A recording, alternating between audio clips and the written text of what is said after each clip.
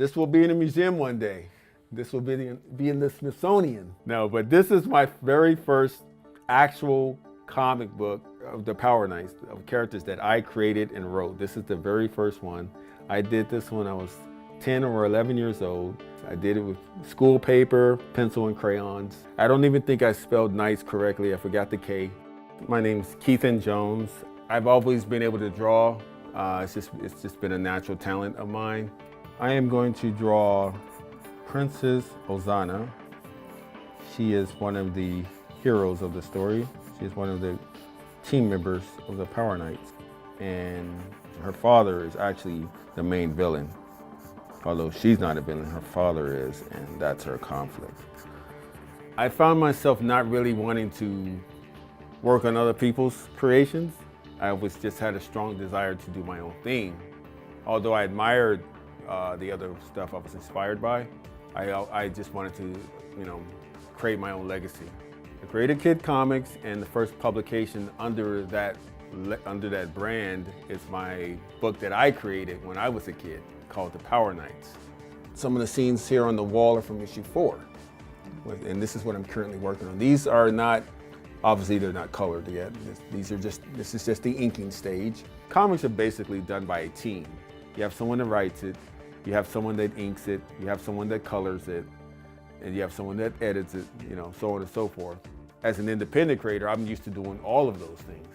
Yeah, so being an independent, it's not, I'll say this, it's not easy. There's a lot of times where I question my decision to do this because it's just a real grind. It's a lot of work. It's a lot of long hours. And like I tell everyone, man, if you don't love doing this, it'll break you.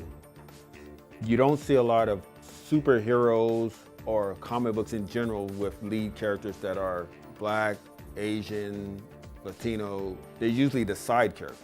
As a kid, you just accept it as the norm. You don't really question it. The older you get, you start realizing, like, hey, wait a minute.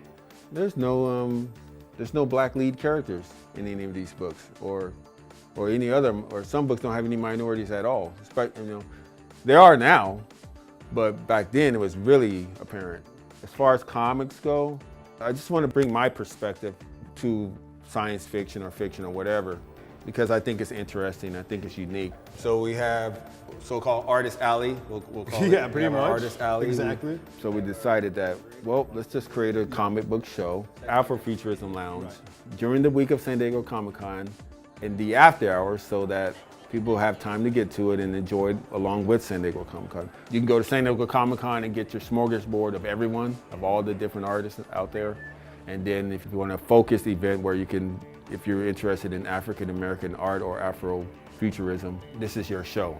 To me, Afrofuturism is just, it's science fiction with the protagonist being of African descent.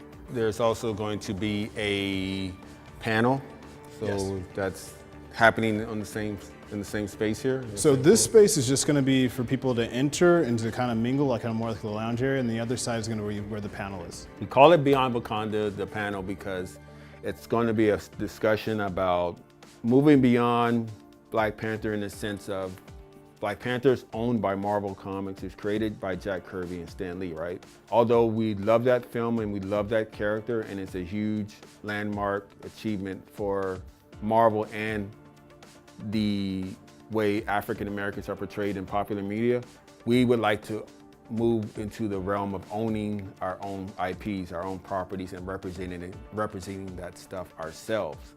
So that's what the discussion is about, how to go about doing that, versus just talking about, well, we need to do this for our community, we need to do that for them. Well, let's talk about how to actually achieve that. Like I said, this show here, with the media attention that it brings, only helps matters. It puts people in contact with people they wouldn't otherwise be in contact with, because everyone's going to be central here.